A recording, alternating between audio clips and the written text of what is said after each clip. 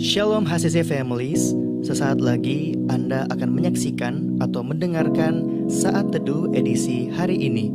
Mari persiapkan hati dan pikiran saudara untuk bersungguh-sungguh mengambil waktu, berdoa, dan menyembah Tuhan bersama-sama. Kami berdoa lewat Saat Teduh ini, saudara dikuatkan dan saudara diubahkan lewat firman Tuhan yang luar biasa. Mari siapkan hati saudara dan selamat menyaksikan.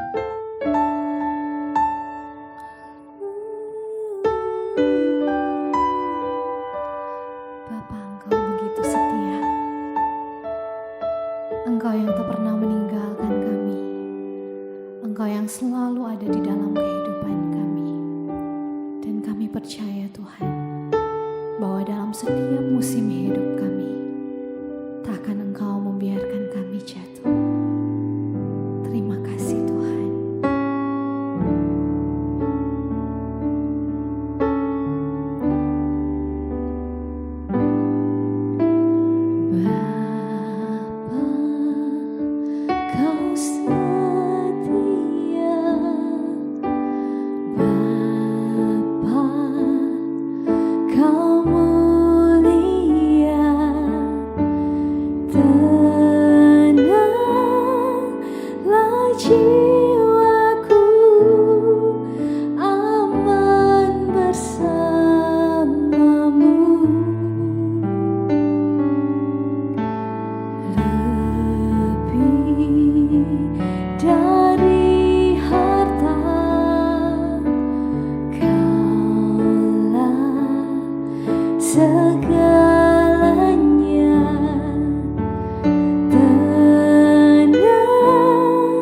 Tenanglah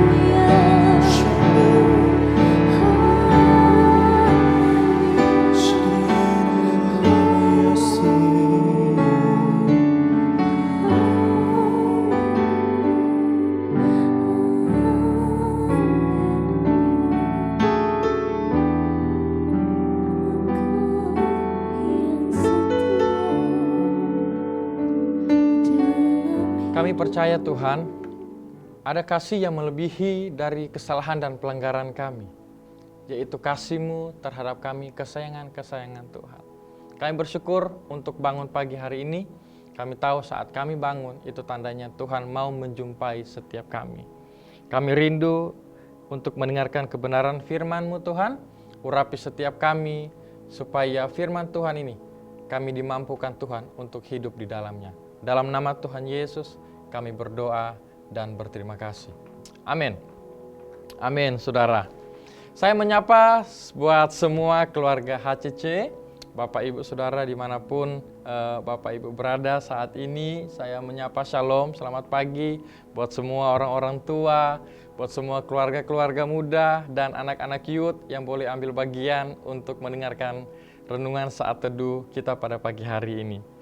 Baik, Bapak Ibu sekalian, masih pada series Ayub, dan pagi hari ini saya akan kita akan belajar bersama untuk kebenaran firman Tuhan pada Ayubnya yang ke-38, saudara, ayat 1 sampai yang ke-11. Nah, saya beri judul untuk renungan pagi kita hari ini adalah Jawaban Tuhan dalam Badai Kehidupan. Jawaban Tuhan dalam badai kehidupan.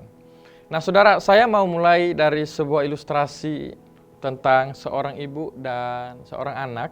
Mereka adalah satu keluarga yang mereka jalan ke mall. Kemudian sesampainya di mall, saudara, di pintu pertama, anaknya langsung melihat ada ruko paling pertama, yaitu ruko tempat jualan mainan anak-anak, saudara.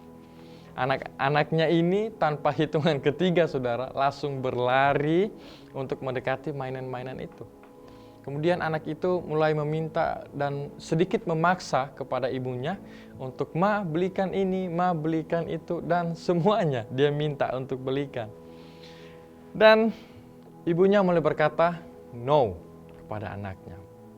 Saat anaknya mulai mendengar di telinganya bahwa mamanya katakan tidak atau no, di situ anaknya mulai menjerit-jerit, meronta-ronta, dan menangis untuk meminta mamanya membelikan permainan. Dan mujizatnya adalah ibunya tetap tidak membelikan mainan, saudara.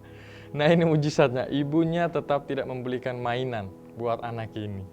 Anaknya tetap menangis, tetapi perlahan-lahan anaknya mulai berhenti untuk menangis.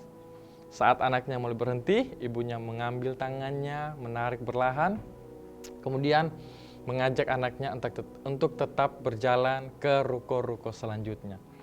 Saudara, saat dia ketemu ruko yang jualan es krim, mamanya diam di situ dan membelikan es krim buat anaknya. Dan sambil anaknya makan es krim itu, saudara, mamanya mulai menjelaskan bahwa kenapa sih mamanya tidak mau membelikan mainan, dikarenakan mainan yang anaknya minta adalah mainan yang sama juga ada di rumah. Saudara, ilustrasi ini sangat sering kita temui, khususnya untuk kalangan orang-orang Kristen, saudara.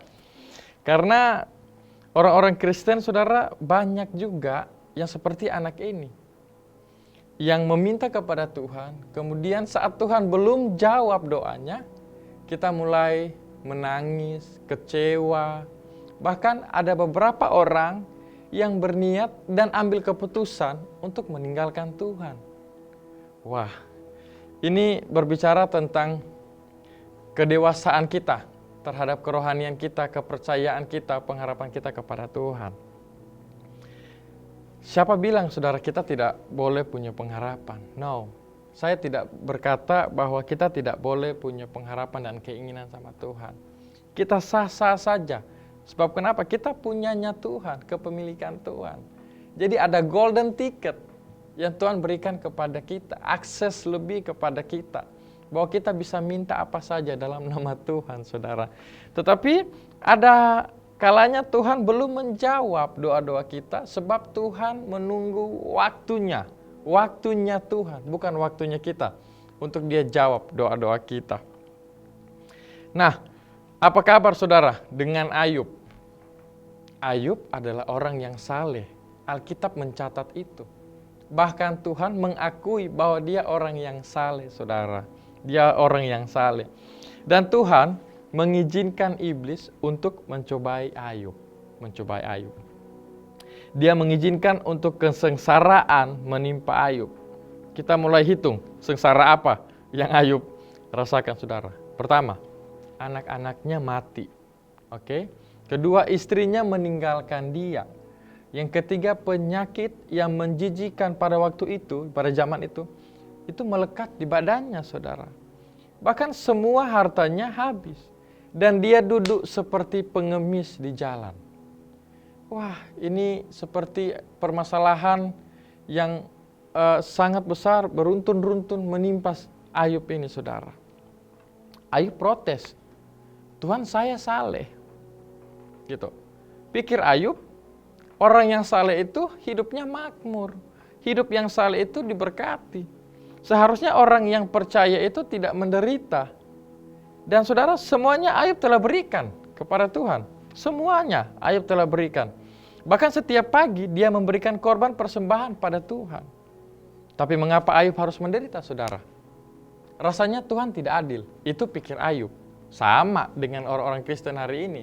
Itu pikir kita, Tuhan itu kayak tidak adil. Bahkan saudara, Alkitab mencatat beberapa teman Ayub dari Elifas, Bildad, Sofar berusaha mencari letak kesalahan Ayub. Kira-kira Ayub buat dosa apa ya kepada Tuhan? Sehingga dia sengsara seperti itu. Dan perkataan-perkataan ini yang membuat batin Ayub, saudara, kian perih, saudara. Karena dia pun jadi bertanya-tanya juga, saya buat dosa apa sebenarnya sih sama Tuhan? Tapi lihat bagaimana reaksi Tuhan. Tuhan tetap diam.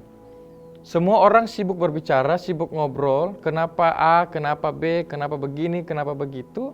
Ya sama, saudara, kayak orang-orang Kristen hari ini.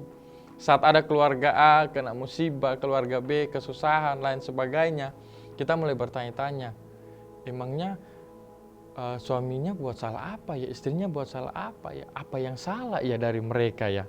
Kita seperti itu, saudara. Tapi Tuhan tetap tenang, tetap diam, sambil mengamati dari surga, melihat kita semua, untuk menantikan waktunya Tuhan memberikan jawaban kepada kita. Dalam pasal yang ke-38, saudara, barulah kita mendengar Tuhan berbicara. Dia datang dalam badai yang dahsyat, saudara. Ketika Tuhan memperkenalkan diri kepada Ayub. Tadinya, saudara, Ayub ini hanya menduga-duga, seperti apa sih itu Tuhan? Seperti apa modelnya Tuhan? Nah, tapi sekarang dalam badai Tuhan berbicara kepada Ayub. Tuhan langsung menantang Ayub, saudara, dengan perkataan seperti ini. Siapa yang tidak berpengetahuan yang sanggup berbantahan denganku? Wow. Sebuah pertanyaan yang langsung menghujam batin Ayub dan mengingatkan Ayub bahwa ia hanyalah debu di hadapan Tuhan, saudara. Dan kemudian Tuhan memberendong Ayub dengan banyak pertanyaan. Di manakah engkau ketika aku meletakkan dasar bumi? Siapa yang menetapkan ukurannya? Siapa yang membendung laut dan membuat awan menjadi pakaian langit? Ini mengingatkan Ayub dan saya dan saudara juga akan kecongkakan kita yang kita tidak bisa berbantah kepada Allah, sebab Dia Allah yang dahsyat dan besar. Saudara, apakah kita tidak boleh bicara kepada Tuhan dalam kesesakan? Tidak, saudara. Bukan itu maksudnya. Kita berbicara kepada Tuhan, bahkan Tuhan mengizinkan Ayub bisa protes, saudara, sampai pasal yang ke-37, kalau saudara mau baca di pasal 37. Tapi segala jawaban dari semua pertanyaan Ayub hanya berujung pada ayatnya yang ke-11. Oke, pasal yang ke-38 ayat yang ke-11. Tuhan bilang gini, sampai di sini boleh engkau datang, jangan lewat. Disinilah gelombang-gelombangmu yang congkak akan dihentikan. Wah, saudara, ini ucapan yang sangat keras buat Ayub sendiri, saudara. Semua perkataan Ayub dan teman-temannya itu menunjukkan kalau mereka itu tidak tahu tentang Tuhan. semua pergumulan kita di hadapan Tuhan adalah proses kita mengenal Tuhan yang hidup. Kalau semua yang kita mau, saudara, dengan gampang Tuhan berikan kepada kita, ya kapan kita mau belajar tentang keinginan Tuhan? Pokoknya saya mau A Tuhan, tanggal sekian, bulan sekian harus ada Tuhan. Lah kalau semuanya yang kita minta Tuhan langsung saja mengiyakan, ya kita tidak akan kenal keinginan dan pribadi Tuhan, saudara. Kita tidak akan mungkin bisa berjalan bersama Allah kalau kita tidak merasa Dia dekat, sekalipun kita dalam kesusahan. Dan saudara, inilah yang sering terjadi kepada kita saat kita mengalami pergumulan. Saudara perlu ingat bahwa Allah bukan patung sembahan yang begitu diberi sesajian langsung melimpah kemakmuran kepada kita. Dia tidak ingin menjadi Allah yang seperti itu. Karena Allah itu Dia bergerak, berpikir, pun bekerja. Dia ingin saya dan saudara mengenal Dia secara pribadi, lepas pribadi, saudara.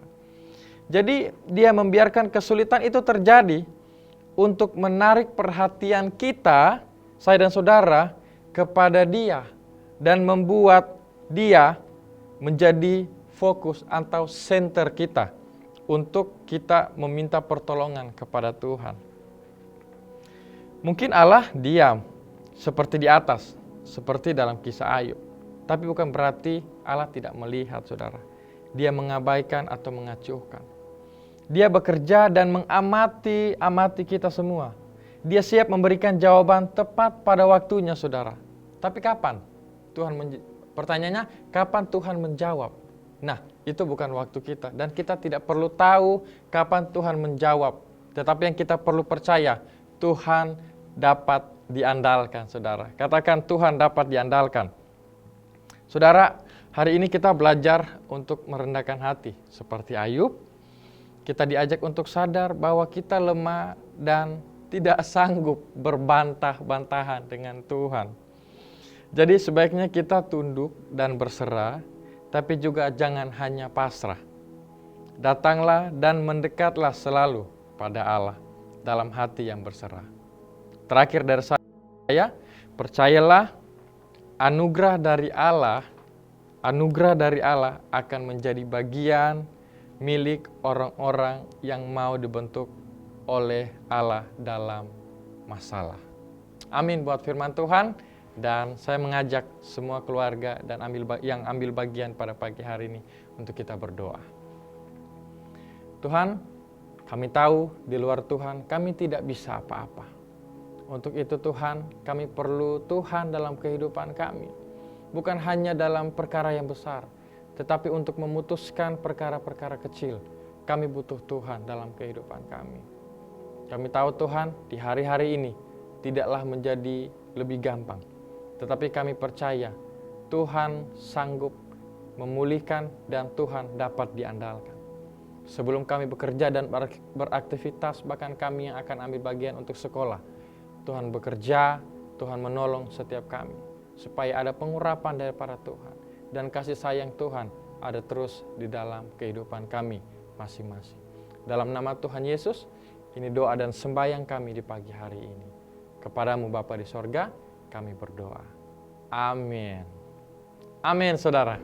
Terima kasih Anda telah menyaksikan Worship from Home edisi Saat Teduh. Kami berdoa saudara diberkati dan dikuatkan lewat edisi Saat Teduh kali ini. Sampai berjumpa di konten online Worship from Home berikutnya. Tuhan Yesus memberkati.